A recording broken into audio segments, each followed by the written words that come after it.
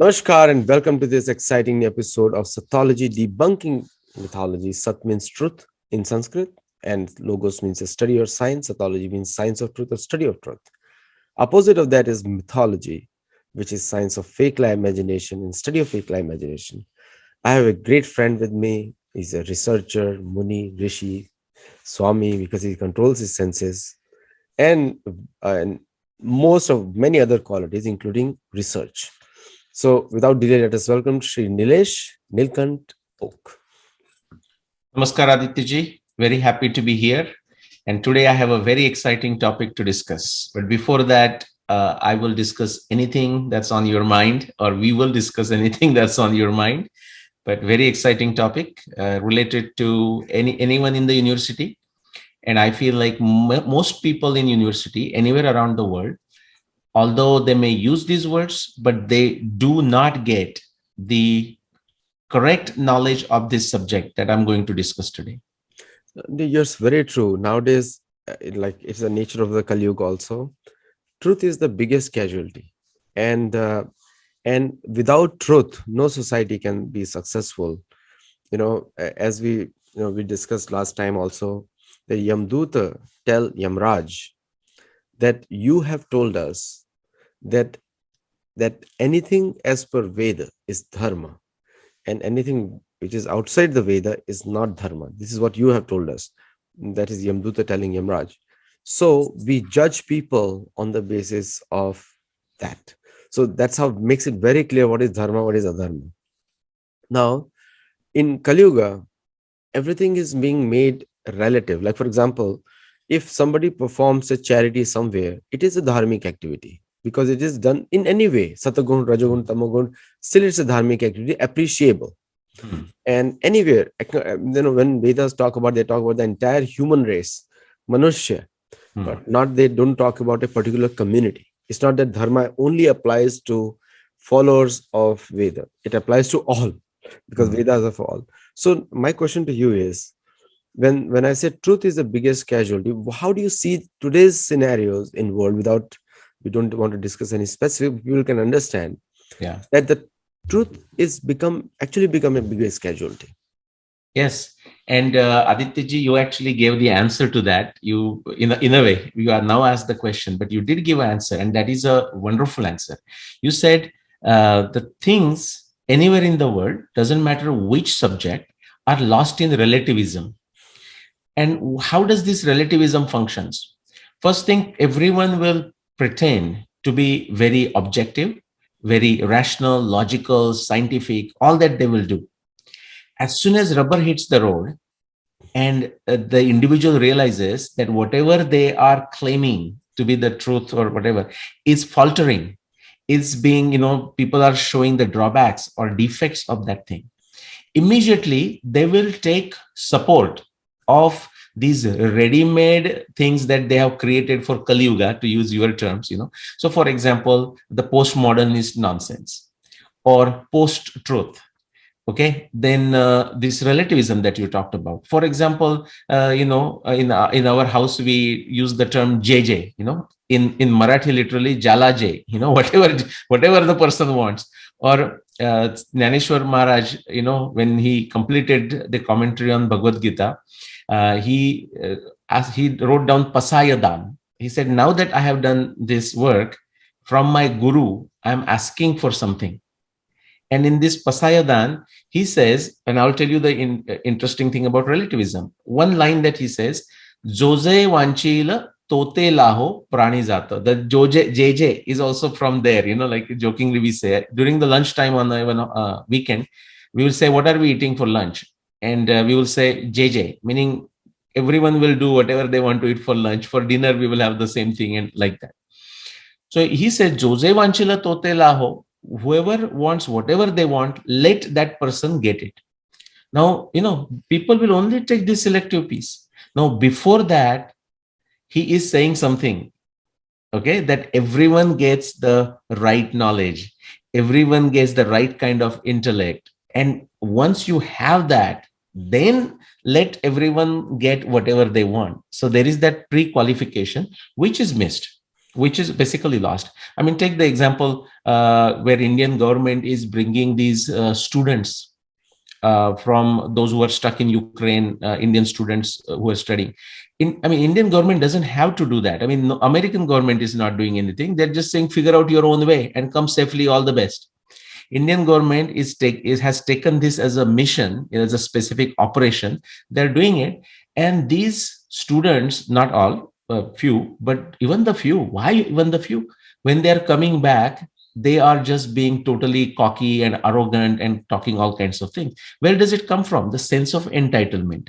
So the entitlement is also used, okay, to compromise the truth. Just because I feel it, that's what it is. Who are you to ask me? Okay. But as you said, because of the combination of a sattva, raja, tama, the different mixtures, even when if somebody in a tamasic mode is doing something directionally right, we praise that person. We said, okay, good stuff. Or even a child, child starts walking and starts running. It's not running very fast, but we may clap saying, good job. But we will not give that child or somebody who is just slowly making some efforts like the gold medal in an Olympic game. So there is actually through our Shastra, like you said, Yamaraja's discussion, right? The Veda are giving us the Veda and then therefore Vedanga, and therefore all the Vedangas like a Jyotish and Kalpa and all that, grammar to Chanda. So that's Vedanga, but also Darshana Shastra. It is giving us what is the right method versus what is the wrong method. And modern science, to its credit, they have not given the credit to Indian sciences. They have not given the credit to Veda. They have not given credit to Vedanga. They have not given credit to Darshana Shastra, even to this day. But they have liberally in the sense without acknowledgement, have borrowed from the Indian Darshan Shastra. And because the source is right, they have got something very fascinating, the modern science also. So we will see a combination of this today. I'll talk about, let's think of a title for this. It's like, what are the characteristics of a truthful claim? Okay. How do we know that someone is saying something that it is a truth or it is closer to the truth? How do we know that? So back to you, but relativism has destroyed it. And I will tell you, it's not something that the ordinary people make this mistake. Many experts, so-called expert, because they should not be called expert, because they are creating disasters around the world, but very specific to my subject of studying Indian civilization from different perspective. They are creating a disaster for true understanding, true comprehension of Indian civilization, Indian Tattvajnan, Indian Darshana, and the Vedas. Great opening lines, because the one of the things is the if you repeat a lie too often, again the relativism, you got it, becomes a truth. Yeah, which is usually not the case. And with that kind of mindset, repeating the lie through textbooks, through talking constantly, and like I said, the truth barometer is very much set. Veda is truth, yeah, and everything else is secondary. So when we so there is a relative truth and there is an absolute truth. Now correct. the repeating a lie a million times still doesn't become the truth if it doesn't fit the barometer. Yes. So the lie factories which are work, and like telling Indians that Aryans came from the West, that is the biggest lie factory, Yeah. or telling that there is scriptures have been modified, Yeah. so you don't have to read them. Even they're modified, but you 90% are still right. You can read them. Correct. Correct. So how do you say about this repeating lies constantly doesn't become a truth? Yeah.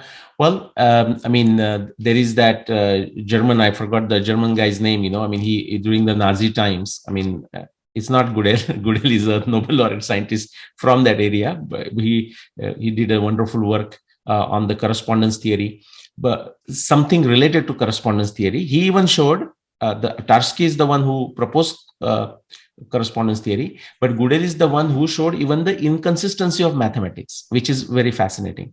But there was another guy, I'm not getting the name, you may get it, but it's a well-known name, who just said how to use the propaganda, the propaganda to create a fake thing, but make people believe it is the truth, right? So you said two aspects there. One is like continue to repeat a lie and it becomes a truth in the common mind.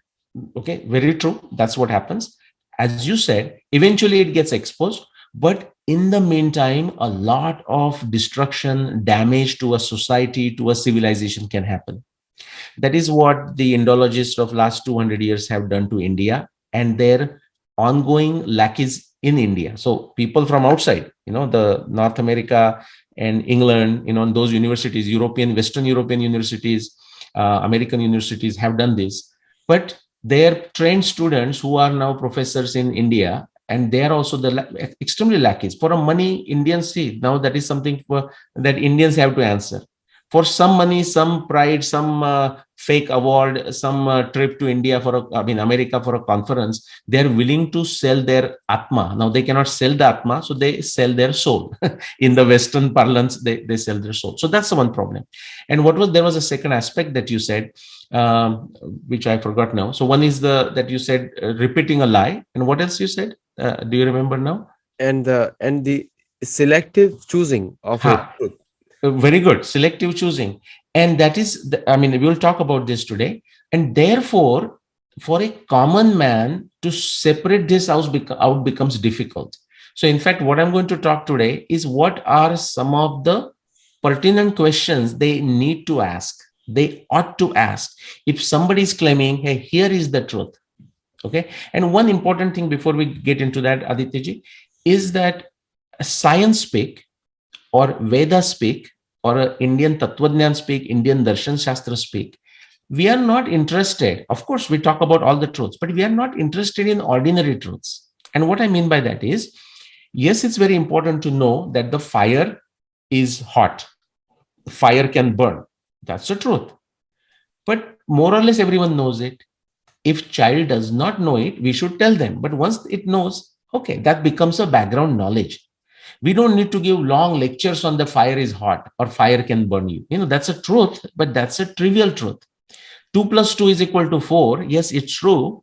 But we don't need to give a long lecture on why 2 plus 2 is equal to 4. But in the Western mathematician have done that. If you know the famous, and we'll do that as a quiz to our students, like who is the famous mathematician in England who wrote a big book, 300 plus pages, simply proving 1 plus 1 is equal to 2.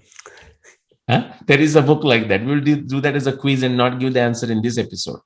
The point is, we are not interested in the trivial truth. So what are we interested? Like all the text of India, like the Vedic text and the supporting text, Upanishad, they are written to understand who you are. That's right. We are walking along, we are talking, I am this and I am that, and we don't know who we are. Okay, so we are kind of interested in that kind of interesting truths, and to know something that where we find the problem is a difficult, but it is a fertile problem. It's a relevant problem, but it's a difficult problem. Like if you ask someone, what is Atma? Krishna explaining to Arjuna is stuttering, right? Nainam chindanti shastrani, nainam dahati pavaka. He has to also explain it in a language of what it is not rather than what it is, right? Back to you. So let's begin the presentation and the parameters of truth or science of truth, which is Sattology we're talking about. Yeah. Today. Yeah, like if you have to say it exactly, and if you have to say in Hindi or something, we will say ki satya samajhne ke lakshan, right? Yeah. Or satya siddhanta ke lakshan. What is that? Siddhanta ke lakshan. Right? Something like this. I'll start sharing. And today I want to use, instead of PowerPoint, I'll use the mind mapping, free mind. It's an application that it's a very useful application, but I'll not talk about this. It's a free publicware available. You just type on a Google and you'll get it. So I don't have anything to sell there, but it's very, very useful. In fact, Adityaji, I may mention that the 3 books that I have written and the additional books that are in the pipeline, I use free mind. I use the mind mapping when I do write my book, so that's how I plan them. In fact, this particular one that I just created last night, so I thought it will be a perfect one to share. This is one I am giving a presentation to a gathering of, the close group uh, organized by a certain organization, institute, you can say. And I actually provided. So this is about, the subject is like a veracity of Krishna and Mahabharata. Not a new subject for you and me. We have discussed this many times here. And actually, the people who are behind this, organizing this particular seminar or workshop, they actually asked me, like, who else needs to be invited. And actually, I gave a list of individuals who have either done something of their own, but in some fashion, whether they borrowed it from someone of their own, it may be right, it may be wrong. Many are actually have done a lot of chaotic stuff, lot of illogical and unscientific stuff. But as a manthan, for example, the wonderful metaphor, Adityaji, of a manthan, samudra manthan, we need both Deva and Danav. We need Sura and Asura. Sura on one side to pull pull the tail of Vasuki, and the Asuras on the other side, to hold his front mouth and that piece and pull towards. That is a manthan. That's a wonderful metaphor. So I have suggested the names. I gave them a long list of, I don't remember now, maybe 20 plus people with their specific claims, with their whatever little contact information I had, and the function will take place. We are not going through the whole presentation that I am going to give, but a specific aspect that we just talked about it, and I thought it's very important. For short form, I have created some, what you call acronyms, like BSC. That's the best scientific claim. And other claims, other claims meaning if we think certain claim is the best scientific claim, what are the other claims? I've called it OCT, like other claims, other theories. Okay. Now, this gets to the Satya. How do we know the Satya? And Upanishad tells us, how do we get it? It says, Satyena labhyas tapasa yesha atma. Okay, and I'll tell you the next verse, next line. But the point is, remember we discussed, we are not interested in ordinary truth. We are not interested in 2 + 2 = 4. Yes, it's a truth. We want to know it. Fire is hot. We shouldn't touch the fire. We shouldn't put finger into it. We know it. If a pot is placed on the top of a fire, like our cooking range, for a long time, we should not touch the pot carelessly. It may burn our finger. We know that. These are all truths.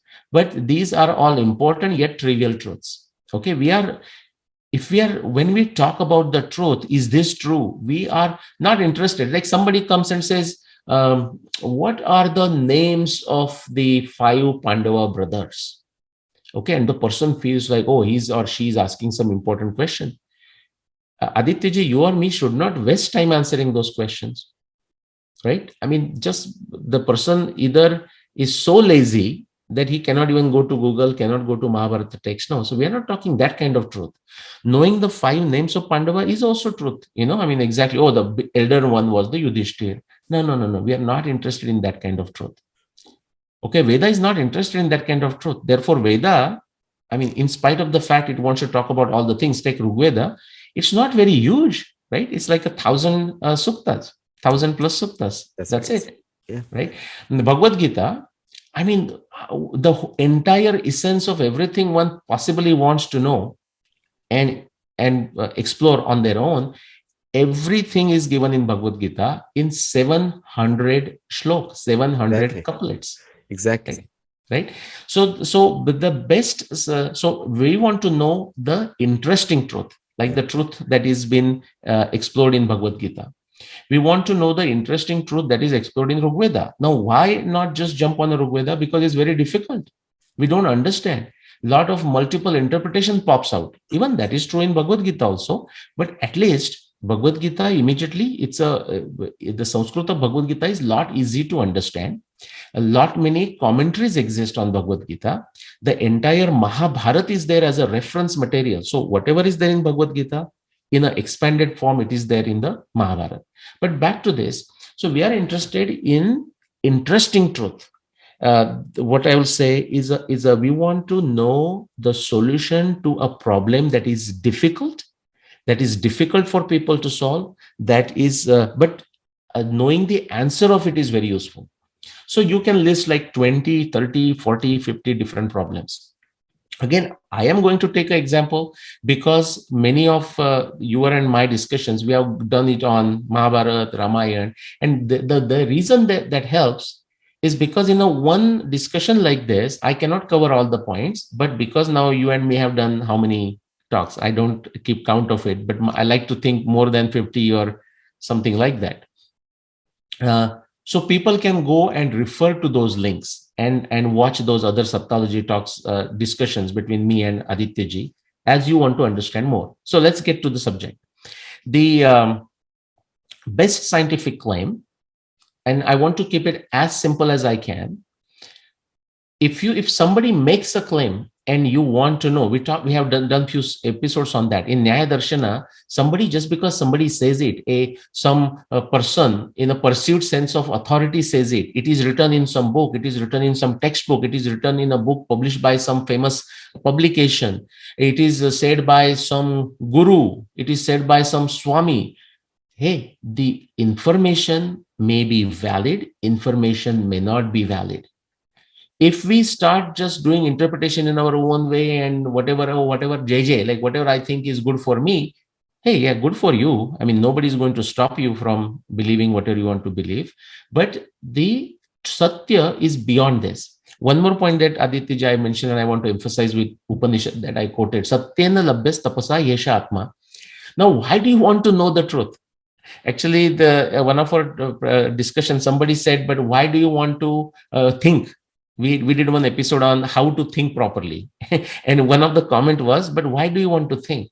Well, you want to think because you want to know the truth and you want to know the Atma. You want to know about the mystery of this universe, that is Paramatma, right? You want to know that. Same thing, why you want to know the Sat here in this case. And Upanishad gives the answer, Satyena labhyas tapasa yesha atma.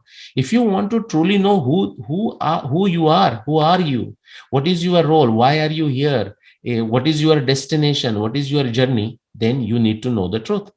Now, how do you know the truth? Satyena labhyas tapasa yesha atma samyak jnanena brahmacharyena nityam. Samyak jnan, only through an unbiased mind, unbiased attitude, you're going to know it. And brahmacharya means contemplation, hard work, manan, chintan, parishram. That is what the brahmacharya is referring to. You are totally dedicated. Your all acts are dedicated to know the Brahma.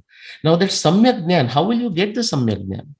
Well, there is a whole training in the Darshan Shastra, there is a whole training in the Vedanga, and there is a whole training in the Upanishad, right? How you have to digest your erudition. Like Tasmad Brahmana, Pandityam Nirvidya, Balena Tishthase, how to digest, how to become humble. And as the person becomes more knowledgeable, naturally he or she becomes humble because they come to know how little they know. But somebody who knows very little is extremely cocky, as to what they know.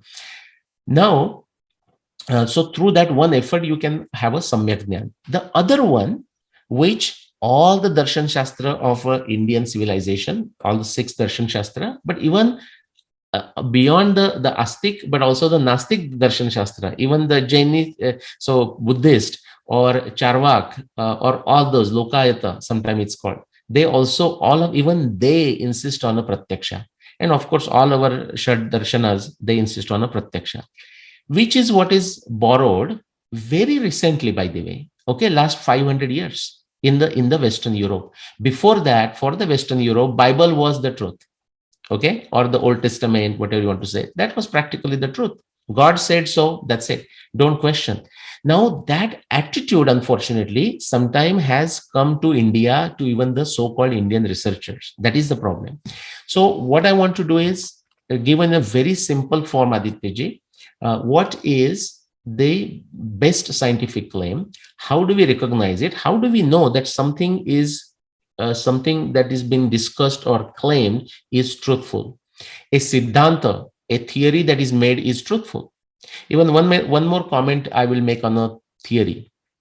In the humanities area, okay, the Take all these softer disciplines of anthropology, linguistics, and on, right?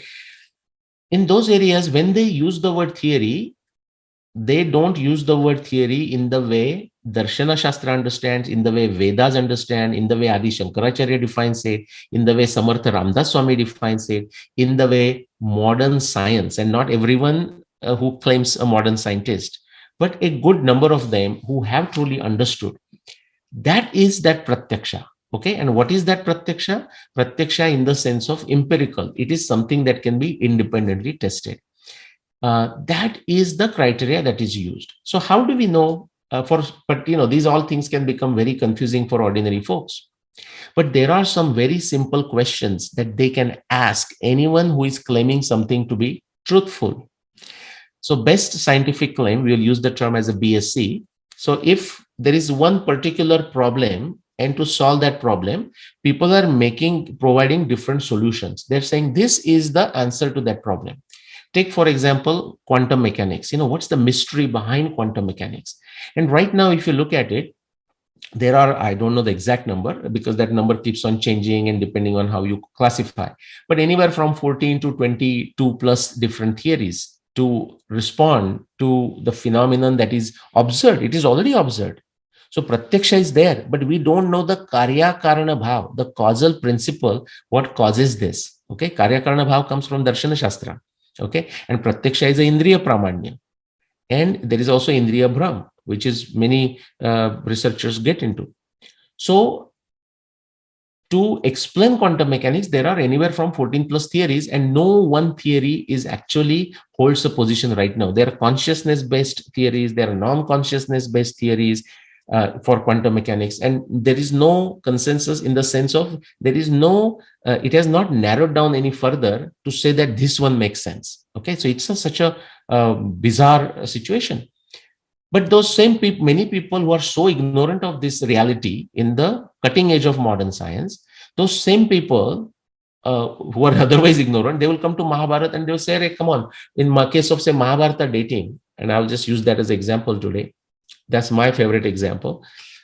Why there are so many claims and how can you be right and why not that other person right? Okay, which means again, they are lazy. They have not studied any of these individuals' work. Okay, so for example, Ramdas Swami says, "Kriya vina vacha alata vyartha hai." You are just yapping, you are just talking, you are asking questions, but have you read it? Have you studied these words? Kriya vina vacha alata. Without doing your own action, it's all useless. And I these days, Aditya, when I give lectures, public lectures, and when the question answer session come, when somebody asks the question, I said, before you ask the question, one of the qualification is that you have read my blogs, you have listened to Sattology discussion between me and Aditya ji.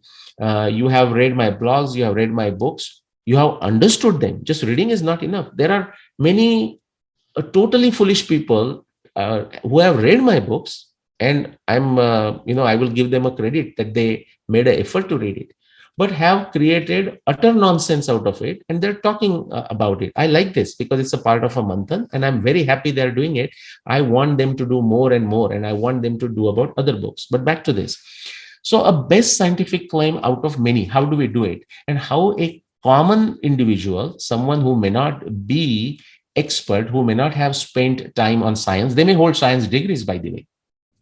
They may have a degrees in all these different disciplines of science. They may have a bachelor's, master's, PhD, all of that. I'll give you one example. Again, the sidebar, Aditya ji, but it's worth saying. Some time ago, maybe a year ago or so, I gave a lecture. It was a public lecture, again through Zoom because of COVID and all that, in North America. It was attended by many individuals, like close to 400 people. And one individual commented saying she is a professor of astronomy, PhD in American university, famous American university. Would it be okay if she contacts me to know more about my work? And she may have some question. I said, absolutely. We exchange through right sources. We exchange the emails. The communication began. And the person just said, okay, but how? I just don't understand. Now, remember, this is a professor in American university, PhD in astronomy in a famous university, well-known university. He's saying, I don't understand how the Arundhati can go ahead of Vasishta. due to just proper motion. And I was, of course, being polite, but I said, where do you get this idea? I mean, who is claiming such a thing? I said, well, aren't you saying that? I said, have you read my books? No, she has not read my books. She has not watched my other talks. She has not read a blog. He's a professor, for heaven's sake.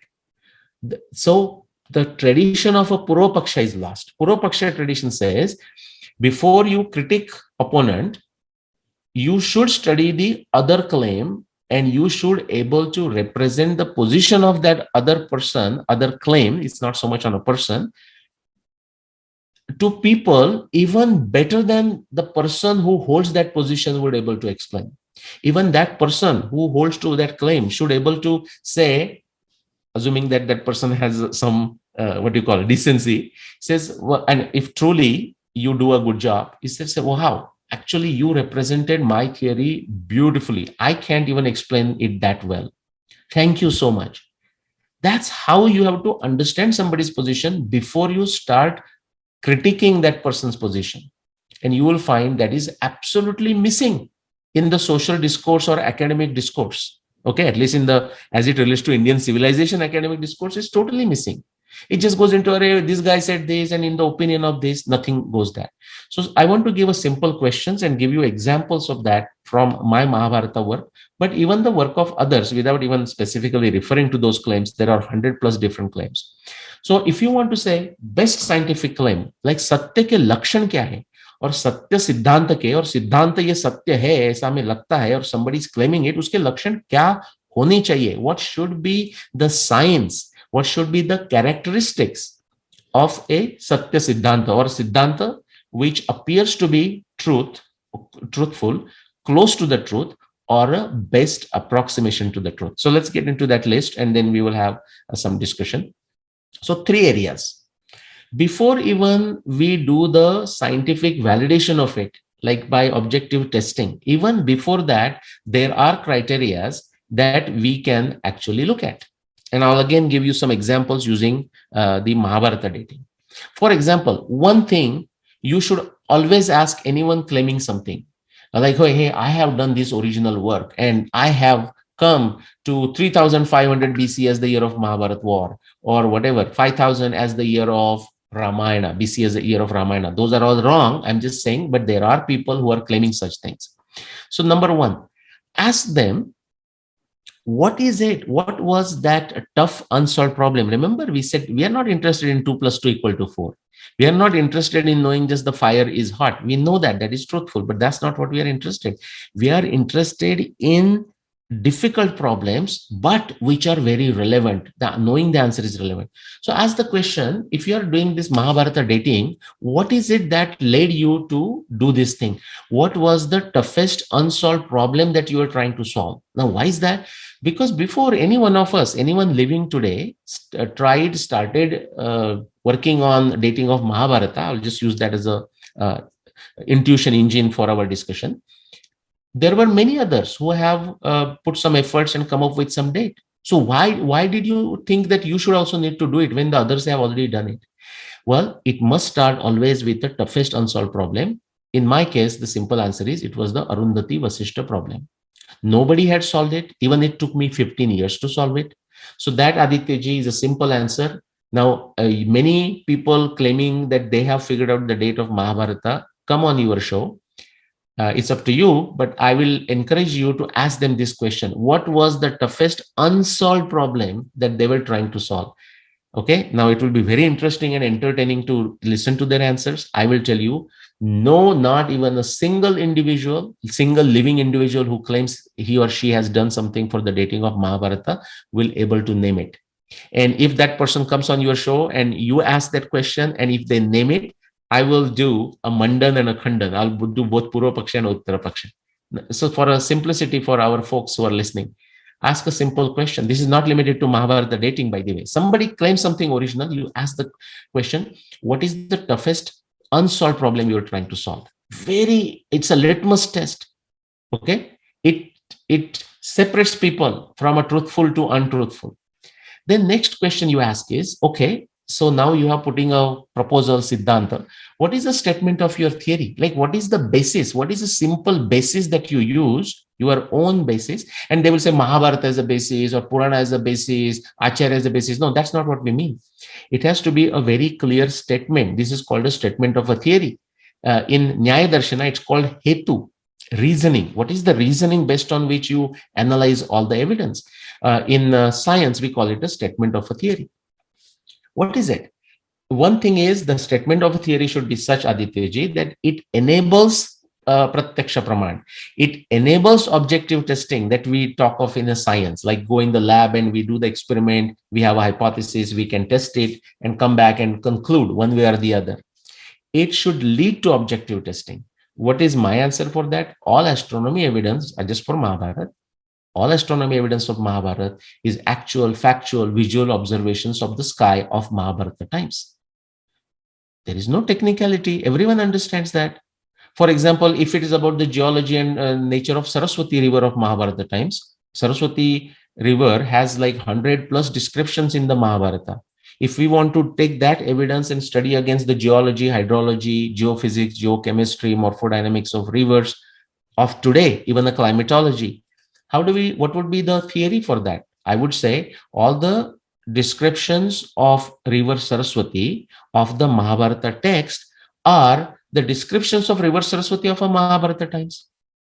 This is how this theory has to be. It shouldn't have an answer that you are claiming. Okay.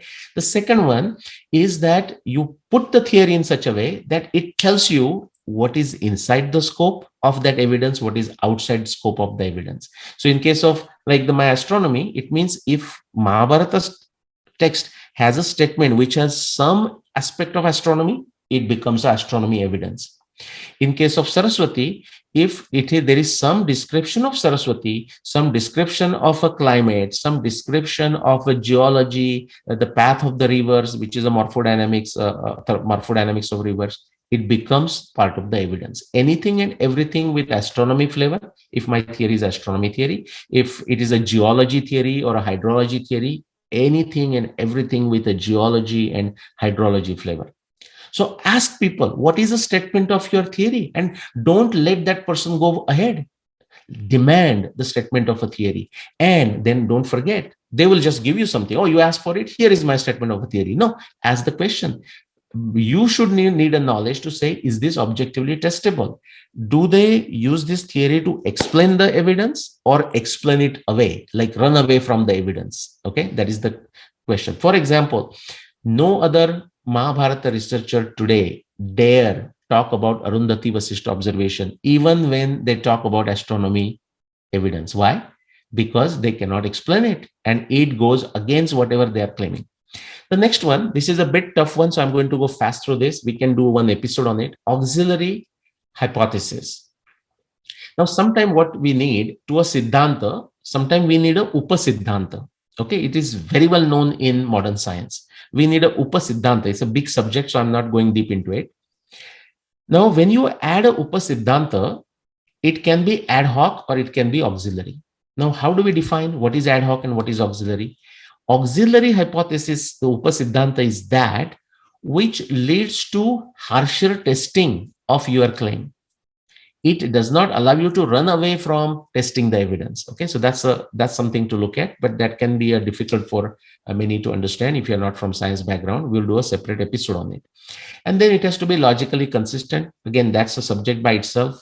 Aditya and myself have done many episodes on this, so I'll not go there. But let me go back to the second aspect. Now, this is all that I just showed you is before even we evaluate a particular claim. Okay. Now, after validation, we should ask the question, which is to say someone said, hey, you know what? I worked on this and this is my answer. Again, sticking with the intuition engine of Mahabharata dating. Somebody says, okay, and so I studied everything very nicely. I objectively tested all of blah, blah, blah. I use whatever they want to use. And therefore, my date is 3500 BCE. And again, I want to let people know that's nobody has claimed that date and that is a wrong date. I'm just deliberately using that as an example. So if somebody claims that after validation, now you ask the question. Remember, the first question we should ask is like, what was the toughest unsolved problem you were trying to solve? And now you should ask, did you solve that toughest unsolved problem? Okay.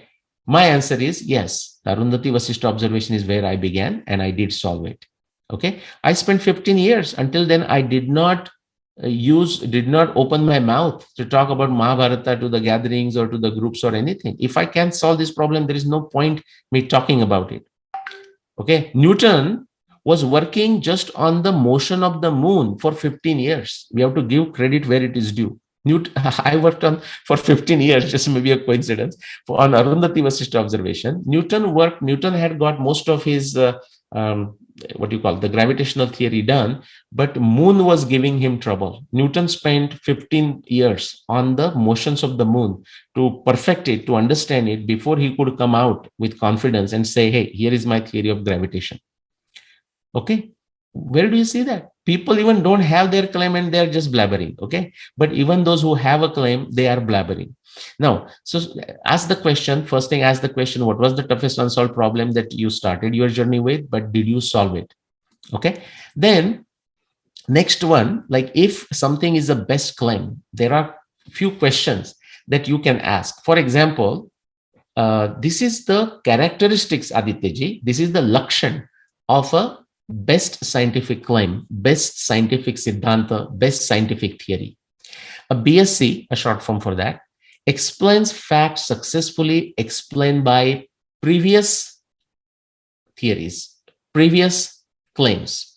For example, now this claim was not based by previous folks before me based on any evidence per se, other than the interpretation. But many out of 130 plus, I would say easily 50% plus, and I don't know the exact number, many agree that the Mahabharata war began on a Kartik Amavasya. Now, there are others who speculate something else. And when you explain why they speculate else, they don't understand that. Actually, the answer is there in the Mahabharata itself. Why people get misled. But many 50% plus will agree that it started on the Kartik Amavasya, the end of Kartika, okay, as the first day of war. They were saying it. My point is, my theory that all astronomy observations are actual observations of the Mahabharata times, sufficient data exist, and I'll tell you which one, phases and positions of the moon, which takes you that answer. Yes, the Amavasya was the first day of the war, and Kartik Amavasya, the end of month of Kartik, in the Amanta system, you can say, was indeed the first day of the war. Kartik Purnima has already occurred. Kartik Krishna Chaturdashi has already happened. And now the war begins on Kartik Amavasya. Something, a best scientific claim, so first it explains successfully, explained by others or claimed by others, you can say, because they didn't explain it. Nobody before me explained why Kartik Amavasya and what is the evidence from the Mahabharata text. Okay, so I can take that as my humble contribution number 1 or 2 after Arundhati Vasishtha. The best scientific claim also explains facts not explained by other claims, and therefore other means previous claims, but also contemporary claims, because the comparison for the best is not only with the past, even it is with the present. I mean, right now there are, I don't know, but around 20 folks walking around, running around, claiming that they have figured out the date of Mahabharata war, for example. Now, you should ask the question to them, what are some of the facts that you have explained through your theory, assuming they have a statement of a theory and they started with a tough unsolved problem, that is not explained by other Mahabharata researchers, say, including Nilesh Oak? What is it? What are those facts? And I'm going to give you the answer of my facts. For example, I explain Arundhati Vasishtha. No other Mahabharata researcher of the past or of the present has explained it for their theory. The phases and positions of the moon through the 18 days of the war, and how that evidence gives you information about many things. What is that information? It tells you it began on the Amavasya. It tells you it began on the Kartik Amavasya. It tells you that the majority of the war took place during the first half, Shukla Paksha of a Margashirsha. It tells you that the lunar month of Margashirsha during the war was the lunar month of the Mahabharata war was a Margashirsha. It gives you a lot of information. That is something not explained by anyone else. Dr. P.V. Vartak was aware of this, but he didn't use necessarily this information, and not all of it anyways, for these purposes. Then Bhishma, on the bed of arrows for more than 92 plus days, what does that tell us? That tells us that the the duration between the day of winter solstice and the first day of Mahabharata war was of more than 100 days. More than 100 days, which also tells you that the timing of the Mahabharata was the first part of Sharad season. This all becomes very important. These facts were not explained by any other individual of the past or of the present. Let's take it. What are those facts not explained, Aditya? We did how many? 6 or 7? I don't know if you know the number. 6 or 7 episodes only on the planetary evidence of the Mahabharata. And that evidence, that the way all the planetary evidence is explained in a consistent fashion, okay, which is the demand of a scientific theory. No other Mahabharata researchers of the past or the present has done that. Now, the first day of Kali Yuga, and I cannot take the whole credit, the credit goes to Jivan Rao. Okay, now Jivan Rao didn't say 2nd November 5561 BCE, but what Jivan Rao did say is that the first day of Kali Yuga, based on the 70 plus Mahabharata evidence, based on the evidence from the Puranas, Acharyas, Harivamsha, different Puranas, is what? That the first day of Kali Yuga was the 18th day of the war, and it was the last day of the war, and the nakshatra was a Pusha. Now, there will be some other people who will also able to say that for their claim, their last day, 18th day, was also Pushya Nakshatra. And so they may able to claim this small slice, but they will not able to explain the rest of the Mahabharata evidence that I'm talking. Okay, so 2nd November 5561 BC, the credit goes to, I would say, the first day of Kali Yuga, 90% or 99% plus credit goes to Jivan Rao. And I will definitely take that 1% credit, 2nd November 5561 BC, where the nakshatra was a Pusha, it was the last day of the war. The third criteria, among the great achievements, how do you know? These are some lakshana, these are the signs, these are characteristics that increases our confidence that this theory is true. The BSc explains fact, this is very important, which falsifies other claims, other theories. Now, do you see the Aditya, the beauty of it? It is the same things they revisit and do this because they could not explain. The other theories cannot explain AV, cannot explain phases and positions of the moon, Bhishma on the bed of arrow for 92 plus days. They cannot explain planetary descriptions and so on. Those same things actually becomes the reason why the other claims, other theories are false. Okay, Satya, Mithya. Sattology, mythology. So what are those? Arundhati Vasishtha. If anyone is claiming a date after 4636 BC, hey, don't spend time. The common man doesn't have to think, oh, I don't know Sanskrit, I don't know astronomy. What kind of stupidity is that? Everyone cannot be expert in Sanskrit. Everyone cannot be expert in astronomy. But, we drive a car. I mean, almost all of us drive a car, at least in North America. Do we know how the actually car functions? How the fuel comes and how it creates energy and how the brakes actually works? Most of the people don't know, how that thing works, but you can drive it. It's the same thing. If you know at a certain level, if you have a certain minimum basis for scientific acumen, vijnana buddhi, logical reasoning, you understand. If they cannot explain Arundhati walking ahead of Vasishtha for their claim, which nobody can explain after 4636 BC, their claim is false. According to Mahabharata, not according to Nilesh Oak. Okay, the physician position of the moon, that takes you to Kartika Amavasya as the first day, Margashirsha as the month. If it's not Kartika Amavasya as the first day, if it's not the month of Margashirsha, you have got it wrong. Okay, and if the person cannot show, any particular person claiming cannot show between the day of winter solstice and the first day of the Mahabharata war, or day of Bhishma Nirvana is 92 plus, first day of Mahabharata war 100 plus. So between the first day of Mahabharata war and the day of winter solstice, if a given person who is claiming something cannot show more than 100 days, immediately that claim is false. That is the power of a scientific claim, scientific theory, if done right. Ditto for planetary descriptions. No other Harika Lal, okay, even dare talk about planetary descriptions. There are 50 plus planetary descriptions in the Mahabharata text. That is the beauty of a scientific claim.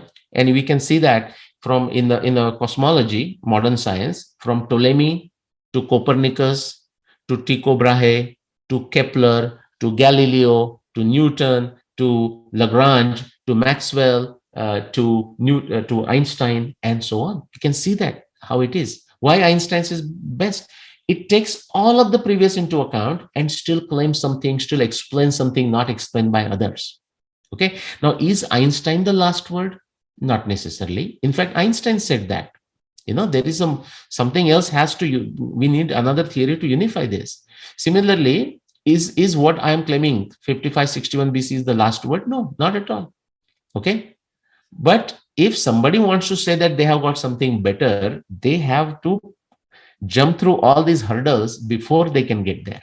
Okay, they still have to explain Arundhati Vasishta, phases and positions of the moon, Bhishma on the bed for 92 plus days, planetary descriptions, the first day of Kali Yuga, Pushya Nakshatra on that 18th day of the war, and so on. Okay, let's go to the next one. I want to have a couple more. And something beautiful, some people may understand Aditya, others may not. The best scientific claim, a best theory, a superior theory, a better theory unifies outcomes. Now, simple way to understand would be this. For example, that is the humor, entertainment you will find with many other claims. For example, these are all from the Mahabharata text. See, what does Arundhati Vasishta says? Arundhati Vasishta doesn't give you 5561 BC. It says Mahabharat war can never happen after 4636 BCE, which is to say it can never happen in the last 6500 years. It also says it cannot happen more than 12,000 years ago, 10,248 BC and before it cannot happen. Okay. Now, that is the conclusion from Arundhati Vasishta. Now, look at some other piece of evidence in Mahabharata, like Bhishma Nirvan. What is Bhishma Nirvan saying? Or does it conflict with Arundhati Vasishta? No, it doesn't. What Bhishma Nirvan says, based on the Bhishma Nirvana evidence 23 or 60 plus, is that the Mahabharat war, based on this 60 plus, 20 plus, whatever you want to call it, evidence of Bhishma Nirvana, says Mahabharat war cannot happen anytime after 5125 BC. It cannot happen anytime before 6700 BCE. Now, this interval fits right in the middle of Arundhati Vasishta. The statements are consistent. Phases and position of the moon, I said, Kartika Amavasya. Now, somebody is disagreeing with it. They have to say why they disagree. Planetary description, Aditya, something again we did 7 episodes. For a minute, leave Bhishma Nirvana aside. Leave Arundhati Vasishta observation aside. Not that we should, because science demands that we include them. But purely planetary descriptions 50 plus, if you start studying from today and go backwards, and just for simplicity, I'm saying go for 10,000 years. Okay. You can go longer if you want. The only year for which all the planetary descriptions 50 plus of Mahabharata text makes sense is 5561 BC. So that is just the observation of it. But what is the beauty? So planetary descriptions bring you together to 5561 BC. Phases and positions of the moon bring you to 5561 BC. Bhishma Nirvana brings you to that. Arundhati Vasishta brings you to that. That is the unification. But there is a unification on some other way that I will come in a minute, okay, into that last quick third bullet there. But before that, another thing, the evidence of Mahabharata, astronomy evidence, but other evidence also. And I haven't even discussed the multidisciplinary evidence yet, and probably I may not discuss it today, or I might into growth of knowledge. But beyond Mahabharata text, when you look at the evidence of Harivamsha, Bhagavad Puran, Mahabharata Tatparya Nirnaya, now that is a text from what you call Madhvacharya Sampradaya, written by supposedly Madhvacharya and his disciples, or whichever way it was done. All of these also, so beyond Mahabharata, all of this comes together. They validate 5561 BC, but something more beautiful. They allow you to establish with impeccable, objectively testable, scientific, empirical evidence, the Krishna's biography, the Krishna's whole lifetime, beginning with 27-28 June 5633 BC, all the way to 5525 BC. And we don't have an exact date. At least I have not seen the evidence which will allow us to define the exact day for the Krishna's nirvana, Krishna's passing away, so to say, in 5525 BC. That I have not seen the evidence. If it is there, it can be researched. Quickly, last point. It won't take long. So let me just make this smaller. Okay. So, and the last point about how do we know that a certain Siddhanta is truth, closer to the truth, best approximation to the truth? What are the characteristics? Well, one is that here, first, the best scientific theory should proceed from a simple, new, powerful, and unifying idea. Now, just I'll give you for my case. This is another question they should ask any other person claiming anything. Again, we are using Mahabharata dating as an intuition engine. What is my that simple idea, that new, powerful, and unifying idea? It is this. All the astronomy descriptions of the Mahabharata text are visual, factual, actual observations, astronomy context observations of the Mahabharata times. What is such a simple, new, powerful, and unifying idea? For example, just so that people with a science background understand why this is such a big deal, think of it. What Ptolemy said. Ptolemy said, Earth is at the center, everyone is rotating around. Now we know it's false, but it was that simple idea. It was a unifying idea. What is the unifying idea of Ptolemy? That Earth is at the center, everyone is rotating. When Copernicus came on the board, I'm again talking only Western European scenario. Again, Copernicus was benefited from Indian astronomy, but that's a subject by itself. Copernicus said, sun is at the center and everyone is rotating around the sun. That is that simple, new, powerful, unifying idea. Kepler came on board, and what did Kepler say? Okay, sun is at the center, fine. But Copernicus has said that the orbits are circular. Kepler said, not true. Sun is at the center, but all the orbits of the planets going around are not circular, but they are elliptical. Again, that simple, new, powerful, unifying idea that they are all elliptical. And you say, what's the big deal? Therefore, I'm giving you this example. You say, what's the big deal? Oh, all the astronomy descriptions of Mahabharata text or visual, factual astronomy observations. The big deal is people may say this statement. Many others also say, like when I do the debates with them, they will say, oh yeah, mine is also same theory. The idea, guys, is the moment the other guy says that his or her theory is the same, their claim goes out the window. It goes into the trash because they cannot take the observations of Mahabharata and show them to be visual, factual, actual observations for their date. That's the point. Okay. Then Newton came and he said, it's not just the laws are not limited. The Kepler's laws are not limited to the planets. You can actually write a formula. They are limited to everything here, what is on the earth too. And before that, Galileo had done something magical, celestial equal to terrestrial. You know, the way the earth looks ups and downs, mountains and rivers, the other planets, their surfaces also look the same. Now, Newton brought this all together. New, simple, powerful, unifying idea. And then Einstein went further and further. Maxwell, I mean, we can do episodes on that, but let me move on. Now, the next one is BSc, the best scientific theory should be independently testable. Now, we already went through this. These are all new and testable consequences. Arundhati Vasishta is new, Bhishma Nirvana is new, 92 plus days.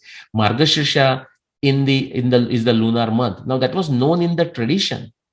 But how to test it? There was nobody has shown how to use Mahabharata evidence to test that Margashirsha was the month of the Mahabharata war.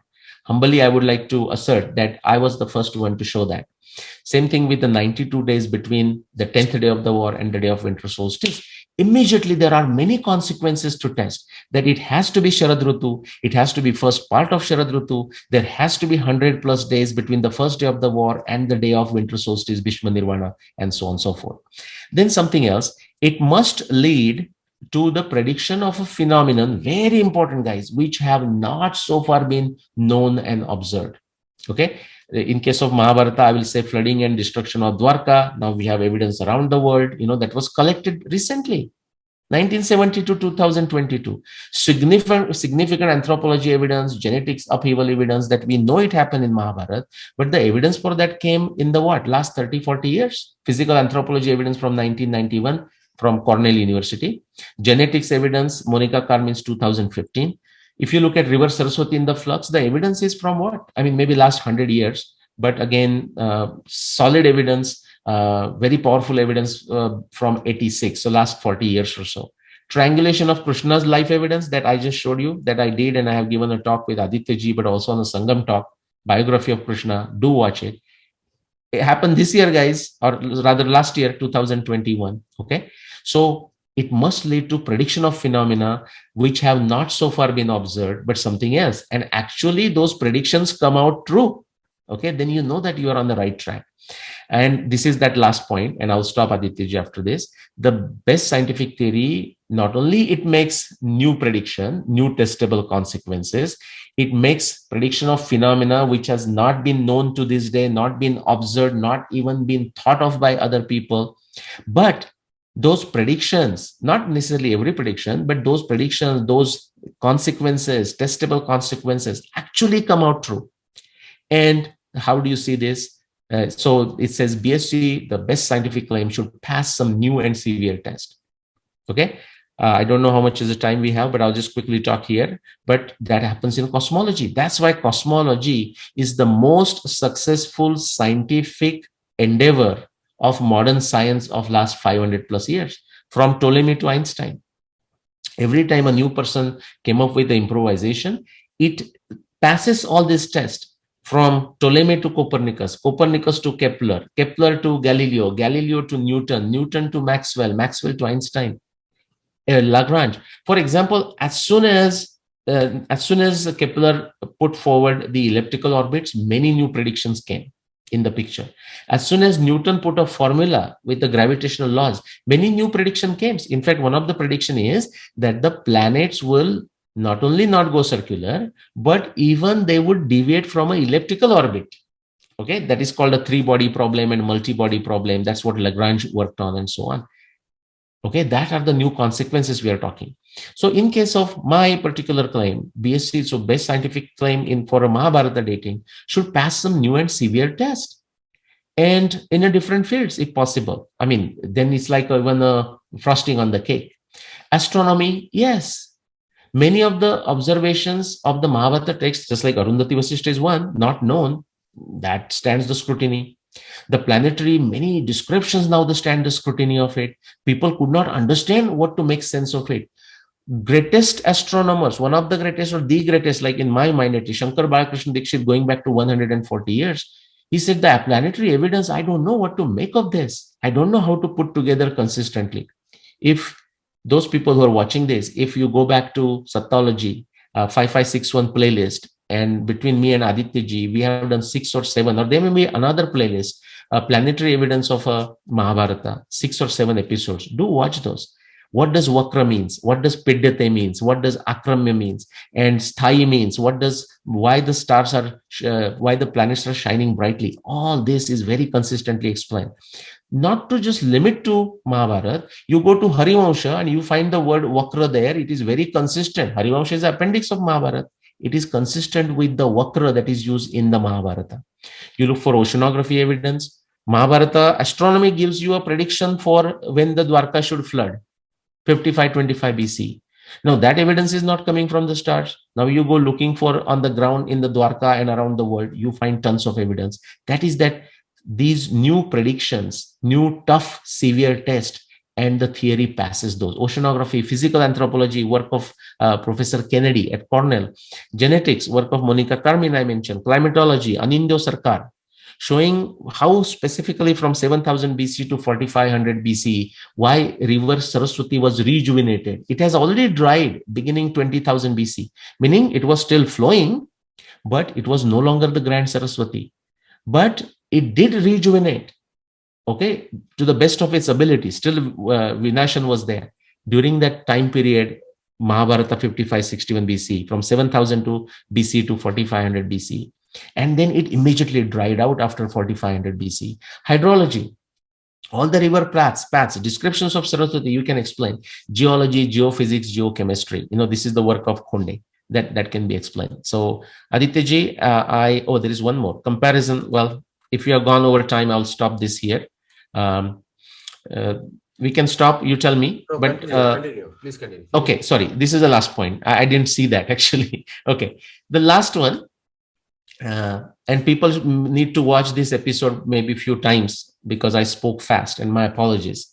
But the last one.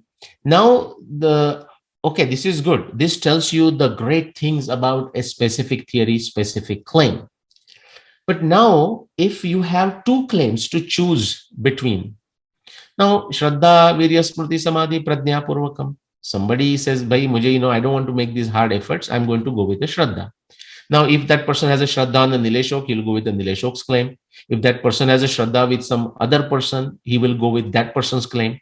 Okay. Somebody has a Shraddha on the X, he will go with the X's claim. Somebody has a Shraddha on the Y, he will go with the Y's claims. And that's practical purposes, it's all fine. Okay, it's a reality. You cannot change that. Krishna says, Yajante Satvika Devan Yaksha Rakshamsi Rajasa Pretam Bhuta Ganashane Yajante Tamasa Jana. Even the food that we eat, depending on your nature, you decide what kind of food you want to eat, right? Ayu Sattva Bala Arogya Sukha Priti Vivardhana Rasya Snigdha Stira Rudya Ahara Satvika Priya. What kind of food Satvik person writes? Now what kind of food Rajas person likes? So we have choices. That is the beauty of a Sanatan civilization. But objective fashion, if somebody is interested, what do they do? Comparison, how do you do it? Well, this is the one. This is a very good things to compare. Let me just quickly make this smaller. Okay, that makes it easy. Okay, BSc, but the best scientific claim makes more precise assertions. And these more precise assertions stand up to more precise test. ऐसा नहीं कि हवा में कुछ बोल दिया. Somebody is just saying something in the air. Well, it is like Arundhati going like this, Vasishta. Please watch some other Mahabharata researchers, how they wave their hands and talk utter nonsense. Okay, you have to know, you have to have some very basic understanding of astronomy before even you go into something like Arundhati Vasishta observation. Okay, and they make publicly they make a fool of themselves. Now, Adityaji, it is their choice. Okay, I encourage people to watch their videos. Their videos will have some good rating also. Actually, I share them many times. So more precise assertions stand up to more precise test. Do they stand up? Okay. So examples would be Bhishma Nirvana, examples would be planetary descriptions, examples would be phases and positions of the moon. Again, see, if you start the right thing, everything falls in place like a jigsaw puzzle, crossword puzzle, and therefore you end up solving everything or almost everything. That's the beauty here. These are all precise assertions. Next, the best scientific claim takes account of and explains more facts than other claims. Here is an example. I'm telling you, Aditya, and of course no other Mahabharata researcher, exception none, can explain what I am showing you in this area: Arundhati Vasishta, Bhishma Nirvana evidence, planetary description, phases and positions of the moon through 18 days of the war. None. Now, the person or some other person who also claims Mahabharata war began on a Kartik Amavasya, obviously he will able to borrow my explanation for the phases and positions of the moon through 18 days of the war. That is not the point. But has that person given original explanation? The answer is no. Person should borrow my explanation. Nothing wrong with it. In fact, I would encourage them to borrow, because we are standing on the shoulders of the people who did the work for us. Okay, the previous guys. Okay, next. So BSc takes accounts and explains more facts than OCT. That is the example here. Best scientific theory has passed test which other claims, other tests failed to pass. Again, where is the answer, Adityaji? Right here. All of these. No other claim, as I said, no other theory can pass this test. Now, best scientific claim has suggested more experimental tests not considered before that particular claim, like my claim was designed, my theory was designed, which is what, 2009. And best scientific claim has passed this test. Again, pass this test. You see this here, right? All these tests. These were the predictions. After Arundhati, my theory gave a prediction for Arundhati. Once I solved Arundhati, it was my prediction that all other Mahabharata evidence should also fit into that bucket of 10,000 to 4600 BC bucket. And it does. Okay. Now, BSc has unified or connected various either two related problems. Has it? Yes. Within astronomy, but outside, going through those all areas that we looked at. Climatology, oceanography, hydrology, geology, genetics, physical anthropology. That is that unification of all the unrelated problems. Somebody is looking, like, there are some people giving lectures on Dwarka. And, they find some flood and say, Arey, this is the flood in Krishna's Dwarka. No, Dwarka had many floods. You cannot take one flood and say that is Krishna's Dwarka flood. Okay, same thing. So can you connect and unify? And the last one, many people struggle. They ask me, but Nileshji, are there not some evidence in Mahabharata text that doesn't match with 5561 BC? Of course, it will always be there. For example, you take Ptolemy's theory. There was much evidence that Ptolemy could not explain. You take Copernicus. Copernicus explained more, but there was much that Copernicus could not explain. Then Kepler came. Kepler could explain more than Copernicus, but there was always some that Kepler could not explain. Galileo could not explain. Then Newton came. Newton explained more than Kepler, but there was much more that Newton cannot explain. Then Maxwell came. He could explain more than Newton, but not everything. Einstein came. He could explain more than Newton and Maxwell, but not everything. Therefore, Einstein said it's not the last word.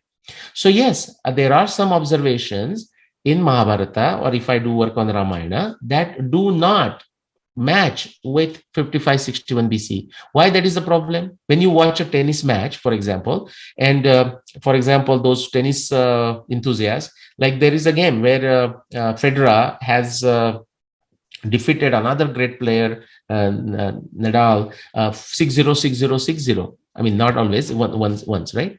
But even in that 6-0, 6-0, 6-0, so Nadal did not win even a single game, forget the sets.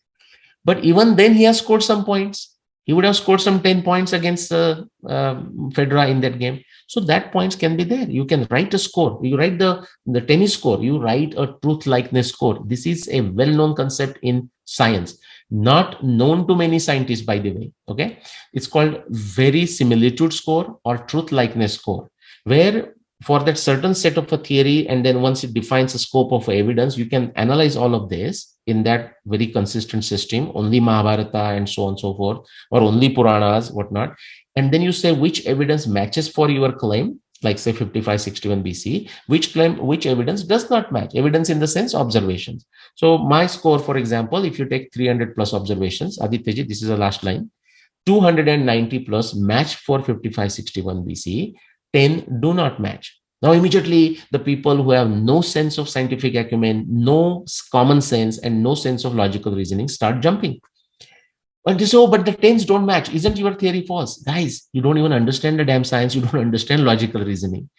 Those 10, don't you realize, those 10 goes against the majority of the evidence of the Mahabharata text itself. They go against 290 plus. Now, somebody should ask the world, why do we have such evidence which does not match? Then it's a very easy explanation. We can give explanation, but we don't have to give explanation. There is no point, Aditya, artificially claiming when Federer wins against Nadal, let's say 6-0, 6-0, 6-0, you say, you know what? Federer just won everything. Nadal couldn't even make a single point. We don't have to bring that argument. Or if Nadal made some points, if somebody is saying, come on, so you're saying Federer is the best player and he just beat Nadal flat 6-0, 6-0, 6-0. How come Nadal scores few points against Federer? That person doesn't understand tennis. Similarly, anyone claiming there are few observations, Nileshji, that goes against your claim, and therefore your claim is wrong, the person does not understand Vaidyanik Buddhi, doesn't understand science, doesn't understand scientific acumen, does not have a common sense, and does not have a logical reasoning skills. With that, I will stop, Adityaji. Back to you. What a wonderful presentation, Nileshji. And, one thing is very clear, that when we talk about the truth, so many parameters are there. And people just jump to conclusions because, and one thing is to, like we were talking in the beginning of the show, that just sticking to your own point without analyzing all aspects of it is directly results in mythology, what we say, like right. Opinions. These are opinions. Like Max Muller's was an opinion, Macaulay's was an opinion, and so many Western scholars are still continuing that same line. And if people think that this is not stopped, they should attend one of the courses on Hinduism in Harvard so that you know what they're talking about. Yes. It's Or like Rupa Bhattiji wrote a blog today. I forgot the subject, like on Uttara Kuru or Suralaya or something. And there she quoted Witzel. Okay, something from Witzel she quoted. And even somebody can just read that. He will say, oh, here this guy says this, but I don't agree with him. There in the next one, like when he wants is convenient to him, he's agreeing with his opinion.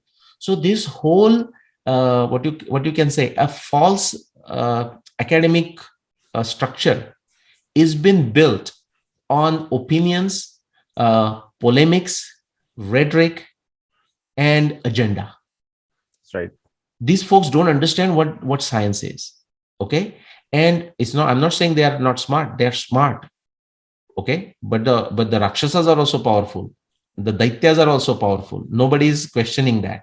But their agenda is wrong. That people should read 16th chapter of Bhagavad Gita, Daivi Prakriti and Asuri Prakriti, Pravrutti, to see that. Yeah. And a very very one line is there, Ugra Karmana. Like Rakshasa or Asura engage in Ugra Karma to destroy the world.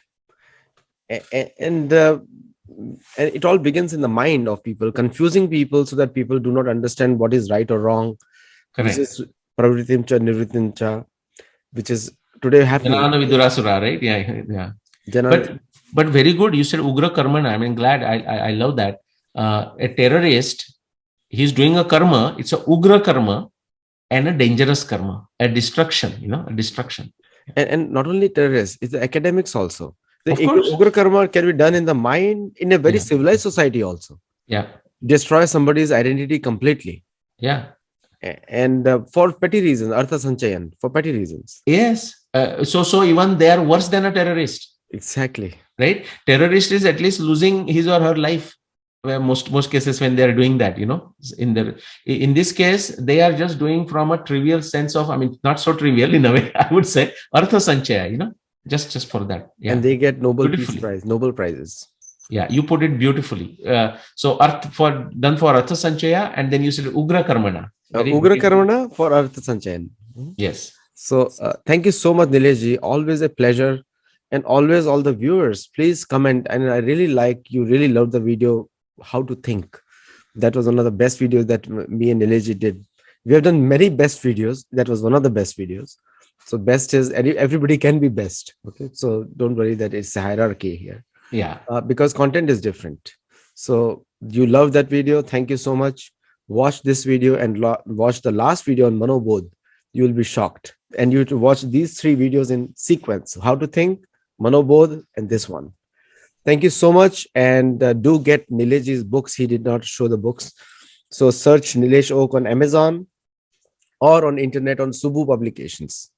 And if you want to get Sattology books, search Sattology on Amazon, or you in Kapoor Publications, 2 books are also there for me. Thank you so much and namaste. Namaste.